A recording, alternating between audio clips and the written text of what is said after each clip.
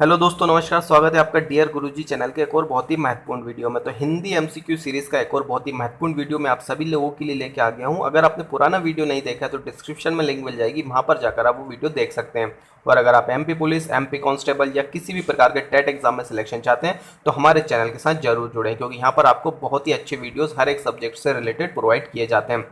तो आपका सिलेक्शन हमारी जिम्मेदारी। अगर आप हमारे चैनल के वीडियोस रेगुलर वॉच करते रहेंगे तो आपका सिलेक्शन 100% हो जाएगा। अगर अभी तक आपने चैनल को सब्सक्राइब नहीं किया तो चैनल को जरूर सब्सक्राइब कर दें और सब्सक्राइब करने के बाद बेल के आइकन को दबाएं ताकि आप किसी वीडियो का अपडेट मिस ना करें। तो चलिए बिना टाइम वेस्ट किए हुए वीडियो स्टार्ट करते हैं। तो साथियों, ये रहा आपका पहला प्रश्न कि चिरंतन का विलोम शब्द क्या है। ठीक है, तो साथियों मेरे आंसर बताने से पहले आपके कितने आंसर आप सही गेस कर पाते नीचे कमेंट बॉक्स में जरूर बताइएगा मुझे। ठीक है, कि आपने कितने क्वेश्चंस के सही आंसर दिए, क्योंकि क्वेश्चन का लेवल बिल्कुल मॉडरेट और इजी लेवल का है। अभी हाई लेवल के इसमें क्वेश्चंस मैंने नहीं प्रोवाइड किए हैं आपको। ठीक है, तो नीचे कमेंट बॉक्स में जरूर बताइएगा कि आपके कितने क्वेश्चन सही होते हैं। तो यहाँ पर ऑप्शन है अलौकिक, लौकिक, नश्वर या फिर नैसर्गिक। तो चार ऑप्शन है, तो चार ऑप्शन में से सही आंसर क्या रहेगा? ऑप्शन तीसरा रहेगा नश्वर। ठीक है, नश्वर जिसका अर्थ होता है नाशवान, और चिरंतन का अर्थ होता है जिसका नाश नहीं किया जा सकता। ठीक है, तो इस क्वेश्चन का सही आंसर क्या हो जाएगा? ऑप्शन तीसरा हो जाएगा नश्वर। चलिए अगला क्वेश्चन देखते हैं। अगला आपका क्वेश्चन है सूक्ष्म का विलोम क्या होगा? सूक्ष्म का विलोम क्या होगा? ऑप्शन है अदृश्य, दृश्य, निश्चित, स्थूल। ठीक है, तो इस क्वेश्चन का सही आंसर क्या हो जाएगा साथियों? इस क्वेश्चन का सही आंसर रहेगा ऑप्शन दूसरा रहेगा स्थूल। सूक्ष्म का विलोम क्या होगा? स्थूल। ठीक है, स्थूल आपका हो जाएगा। चलिए अगला क्वेश्चन देखते हैं। अगला क्वेश्चन है तनु का पर्यायवाची क्या होगा? तनु का पर्यायवाची क्या होगा? चार ऑप्शन है शरीर, झील, चंद्रमा या फिर खटिया। तो इस क्वेश्चन का सही आंसर क्या रहेगा? ऑप्शन पहला रहेगा शरीर। ठीक है, शरीर को ही एक नाम से तनु नाम से भी जाना जाता है, तो ये दोनों एक दूसरे के क्या है? पर्यायवाची है। तो तनु का पर्यायवाची क्या होगा? आपका शरीर हो जाएगा। चलिए अगला क्वेश्चन देखते हैं। अगला आपका क्वेश्चन है केतु का पर्यायवाची क्या है? केतु शब्द का, क्योंकि पर्यायवाची से भी लगभग 2 से 3 क्वेश्चन आपके पूछे जाते हैं। तो केतु का पर्यायवाची क्या है? ऑप्शन है झंडा, आचार्य, किरण या फिर दिशा। तो साथियों इस क्वेश्चन का सही आंसर हो जाएगा ऑप्शन पहला हो जाएगा। झंडा जो है वो आपका केतु का पर्यायवाची है। ठीक है, केतु का पर्यायवाची क्या हो जाएगा? आपका झंडा हो जाएगा। चलिए अगला क्वेश्चन देखते हैं। अगला आपका क्वेश्चन है आकाश का पर्यायवाची शब्द नहीं है। ठीक है, इस टाइप के क्वेश्चंस भी पूछे जाते हैं कि आपको 4 ऑप्शन में दिए रहते हैं, जिनमें से आपको पूछा जाता है कि इसका पर्यायवाची कौन सा नहीं है। तो यहाँ पर ऑप्शन है व्योम, अंबक, नभ या फिर अनंत। ठीक है, तो इसमें से आपको बताना है कि आकाश का इन तीन चारों में से पर्यायवाची कौन सा नहीं है। तो साथियों मैं बता देता हूँ, इसका सही आंसर हो जाएगा ऑप्शन दूसरा। अंबक जो है वो आपका आकाश का पर्यायवाची नहीं है। बाकी व्योम, नभ और अनंत ये तीनों क्या है? आपके आकाश के पर्यायवाची है। तो आपका सही आंसर क्या हो जाएगा? ऑप्शन दूसरा हो जाएगा। चलिए अगला क्वेश्चन देखते हैं। अगला क्वेश्चन है आपका अनेक शब्दों के लिए एक शब्दों से संबंधित इस टाइप के क्वेश्चन भी आपके पूछे जाते हैं। तो यहाँ पे आपका क्वेश्चन है जो शत्रु की हत्या करता है, जो शत्रु की हत्या करता है उसे क्या कहा जाता है? ऑप्शन है द्रोण, शत्रुघ्न, बहादुर या फिर सुदर्शन। तो साथियों काफी इजी क्वेश्चन है। इस क्वेश्चन का सही आंसर क्या हो जाएगा? शत्रुघ्न। जो शत्रु की हत्या करता है उसे क्या कहा जाता है? शत्रुघ्न कहा जाता है। चलिए अगला क्वेश्चन देखते हैं। अगला क्वेश्चन है आपका अनेक शब्दों से एक शब्द के लिए कि जो आसानी से प्राप्त किया जा सके, जो आसानी से प्राप्त किया जाता सके उसे क्या कहा जाता है? ऑप्शन है दृश्य, सरल, सुलभ या फिर दुर्लभ। ठीक है, तो इस क्वेश्चन का सही आंसर क्या हो जाएगा साथियों? इस क्वेश्चन का सही आंसर हो जाएगा सुलभ। ठीक है, जो आसानी से प्राप्त किया जा सके उसे क्या कहा जाता है? सुलभ कहा जाता है। चलिए अगला क्वेश्चन देखते हैं। अगला यहाँ पे आपको दिया हुआ एक फिलअप दिया हुआ है, यहाँ पर आपको इन चारों में से क्या आंसर आ सकता है आपको फिल करना है। ठीक है, कि सभी धर्मों में ब्लैंक प्रवणता को महत्व दिया जाता है। ठीक है, तो यहाँ पर आपको चारों ऑप्शन में से सही फिल करना है। ऑप्शन है आपके आचार, विचार, सत्कार या फिर व्यवहार। तो साथियों इस क्वेश्चन का सही आंसर आपका क्या हो जाएगा? ऑप्शन चौथा हो जाएगा व्यवहार। तो यहाँ पे क्या आ जाएगा? आपका व्यवहार आ जाएगा कि सभी धर्मों में व्यवहार प्रवीणता को महत्व दिया जाता है। तो आपका सही आंसर क्या होगा? ऑप्शन चौथा सही हो जाएगा। ठीक है, चलिए अगला क्वेश्चन आप देखते हैं।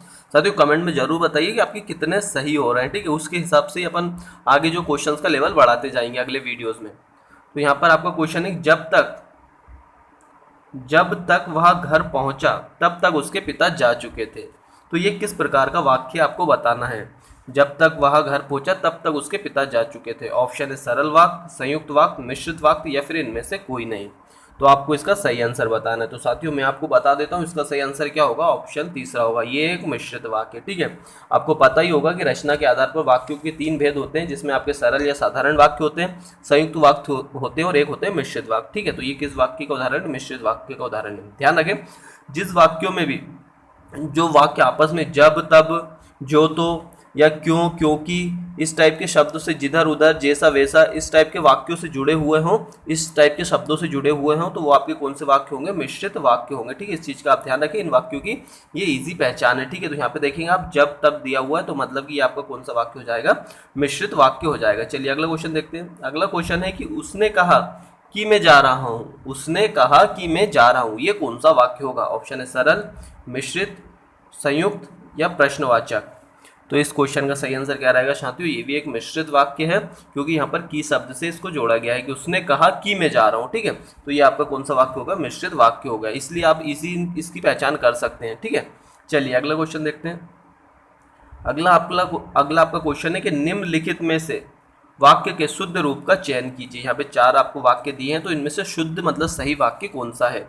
ऑप्शन है उन्हें एक पुत्र है, उनको एक पुत्र है, उनका एक पुत्र है या उनके एक पुत्र है। ठीक है, ये 4 ऑप्शन आपके दिए हुए। तो साथियों इस टाइप के भी 2 क्वेश्चंस लगभग एमपीएसआई में पूछे जाते हैं। ठीक है, तो इस क्वेश्चन का आपका सही आंसर क्या हो जाएगा साथियों? कि उनका एक पुत्र है, मतलब ऑप्शन तीसरा आपका सही हो जाएगा। ये वाक्य बिल्कुल शुद्ध रूप में लिखा गया है कि उनका एक पुत्र है, तो इस क्वेश्चन में सही आंसर क्या रहेगा? ऑप्शन तीसरा। चलिए अगला क्वेश्चन देखते हैं। अगला आपका क्वेश्चन है कान काटना मुहावरे का अर्थ क्या है? मुहावरे और लोकोक्तियां से भी आपके क्वेश्चंस बनते हैं, तो यहाँ पर आपका मुहावरा है कि कान काटने मुहावरे का अर्थ क्या होगा?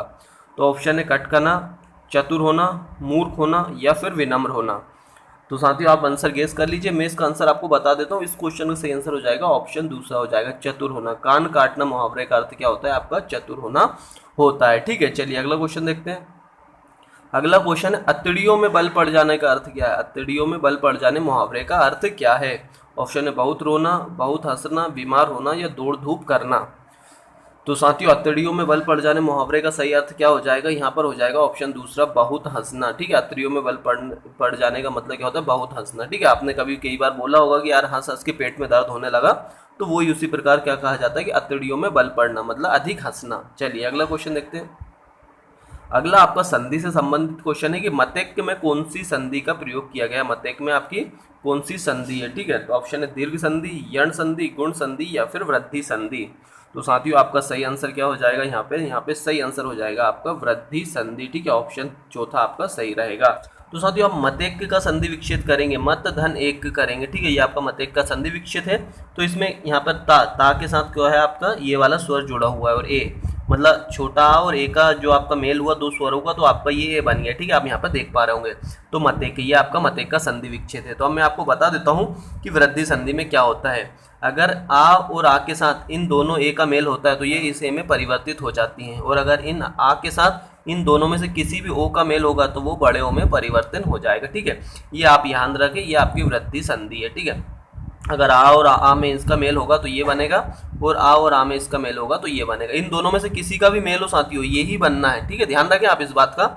इसमें से कोई सा भी ए आपका होगा तो भी यही ए में परिवर्तन होगा, और इनमें से कोई सा भी ओ होगा तो यही परिवर्तित होगा। तो आप यहाँ पर देखेंगे आ के साथ ये ए का मेल हुआ तो आपका ये वाला ए बन गया। ठीक है, तो इस तरीके से आपको वृद्धि संधि को आसानी से पहचान लेना है और उसका संधि विच्छेद भी कर देना है। चलिए अगला क्वेश्चन देखते हैं। आपका क्वेश्चन है सच्चरित्र, सत धन चरित्र, सच्चरित्र में कौन सी संधि का उदाहरण? ठीक है, ये जो दिया हुआ है सच्चरित्र का संधि विच्छेद दिया है, तो इसमें कौन सी संधि का उदाहरण है? 4 ऑप्शन है, स्वर संधि, व्यंजन संधि, विसर्ग संधि या फिर गुण संधि। तो साथियों इस क्वेश्चन का सही आंसर क्या हो जाएगा? ऑप्शन दूसरा हो जाएगा, ये आपकी एक व्यंजन संधि है। ठीक है, तो क्योंकि आप यहाँ पे देखेंगे ता में एक हलंत लगा हुआ, मतलब ता एक व्यंजन है, तो व्यंजन से व्यंजन का योग हो रहा है, मतलब कि ये आपकी कौन सी हो गई? व्यंजन संधि हो जाएगी। तो ऑप्शन दूसरा आपका बिल्कुल सही रहेगा इस क्वेश्चन के लिए। चलिए अगला क्वेश्चन देखते हैं। अगला क्वेश्चन है आ धन ई स्वर संधि के किस भेद को व्यक्त करता है? अगर आ और में ई का मेल होता है तो उससे ए बन जाता है। ठीक है, तो ये कौन सी संधि का भेद है स्वर संधि के? ऑप्शन है दीर्घ संधि, गुण संधि, वृद्धि संधि या फिर यण संधि। तो साथियों ये आपका क्या आंसर हो जाएगा? इस क्वेश्चन का आंसर हो जाएगा गुण संधि। ठीक है, ये आपके गुण संधि का उदाहरण है। तो साथियों आपको गुण संधि की पहचान कैसे करनी है और कैसे इसका संधि विच्छेद करना मैं आपको बताता हूँ कि अगर इन दोनों आ स्वर के साथ या छोटा या बड़ा के साथ इनमें से किसी का भी मेल होता है, ठीक है, अगर मान लीजिए कि इन आ के साथ इन ई या छोटी ई का मेल हुआ तो ये किस में परिवर्तन होंगे? आपके ए में परिवर्तन हो जाएंगे। अगर इन आ और छोटा आ के साथ ऊ में से कोई से भी ऊ का मेल होता है तो ये किस में परिवर्तन होंगे, आपके ओ में परिवर्तन होंगे। और अगर आ स्वर के साथ ऋषि का मेल होता है तो ये अर में परिवर्तन हो जाएगा। ठीक है, इस प्रकार से आपको इस संधि को पहचानना है और इसका इजिली संधि विच्छेद कर देना है। ठीक है साथियों, चलिए अगला क्वेश्चन देखते हैं। आपका क्वेश्चन है निरुत्तर शब्द का सही संधि विच्छेद क्या होगा। निरुत्तर शब्द का सही संधि विच्छेद क्या होगा। यहाँ पर 4 ऑप्शन आपको दिए हुए हैं, इनमें से आपको बताना है कि इस निरुत्तर शब्द का सही संधि विच्छेद कौन सा इन चारों में से। तो साथियों मैं इसका सही आंसर बता देता हूँ। इस क्वेश्चन का सही आंसर रहेगा ऑप्शन दूसरा रहेगा, नि धन उत्तर आपका जो है निरुत्तर का सही संधि विच्छेद है। ये आपकी एक विसर्ग संधि का उदाहरण है। ठीक है, चलिए अगला क्वेश्चन देखते हैं। अगला क्वेश्चन है नीलकमल में कौन सा समास है। नीलकमल में कौन सा समास है आपका। ठीक है, 4 ऑप्शन है आपके सामने, बहुव्रीहि समास, तत्पुरुष समास, कर्मधार समास या द्विगु समास। तो साथियों इस क्वेश्चन का सही आंसर क्या हो जाएगा आपका। इस क्वेश्चन का सही आंसर हो जाएगा ऑप्शन तीसरा, कर्मधारय समास। नीलकमल शब्द में कौन सी संधि समास है आपकी, कर्मधारय समास हो जाएगी। चलिए अगला क्वेश्चन देखते हैं। अगला क्वेश्चन है नवग्रह। नवग्रह में कौन सा समास है। नवग्रह में आपका कौन सा समास है। 4 ऑप्शन है, द्विगु समास, तत्पुरुष समास, द्वंद्व समास या फिर कर्मधारय समास। तो साथियों इस क्वेश्चन का सही आंसर क्या रहेगा, ऑप्शन पहला रहेगा, द्विगु समास। ठीक है, नवग्रह में कौन सी समास है आपकी, द्विगु समास है, क्योंकि द्विगु समास का पहला पद हमेशा संख्यावाचक होता है। यहाँ पे आप देखेंगे नवग्रह जो है, नव यहाँ पे संख्यावाचक है, तो द्विगु समास में पहला पद हमेशा क्या होता है, संख्यावाचक होता है। चलिए अगला क्वेश्चन देखते हैं। ये आपका क्वेश्चन है लंबोदर में कौन सा समास होगा। लंबोदर में आपका कौन सा समास होगा। 4 ऑप्शन है, कर्मधारय, बहुब्रीहि, द्विगु या इनमें से कोई नहीं।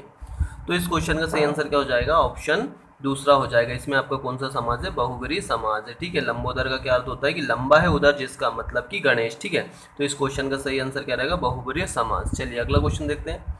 अगला क्वेश्चन है शुद्ध वर्तनी का चयन कीजिए। आपको यहाँ पर शब्द दिया हुआ, इसमें से बताना है कि कौन से ऑप्शन में सही लिखा गया है कवित्री को। 4 ऑप्शन है आपके सामने। ठीक है, एक ऑप्शन का ही मिस हो गया साथियों, तो इनमें से चलिए 3 में से आपके लिए अच्छा 3 में से आपको एक सही आंसर का चयन करना है।